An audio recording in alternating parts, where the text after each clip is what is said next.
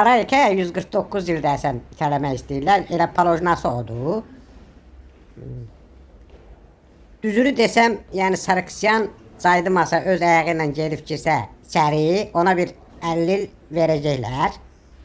Əgər özü getməsə, tutub aparsalar, o da ki, gərək qarğa kimi yaşaya ki, 200 ildən sonra gələ çıxan bura. Koçaryan artıq ölübdür. Onu tutub aparmağın da mənası yoxdur.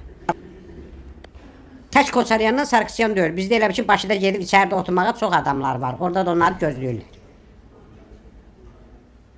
Yox, bilirsiniz ki, mənim başım biraz bu aralar sülhə qarışıbdır.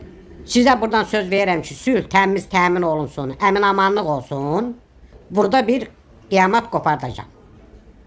Hə, əlbəttə, xeyli adam var Bakıya getməli. Könüllü getsələr, getsinlər. Getməsələr, yerlərin konumunu atacaq, gəlib özləri gecə ilə aparacaqlar. Heç onda da bilinmir kim gəlib, nə tər aparıb.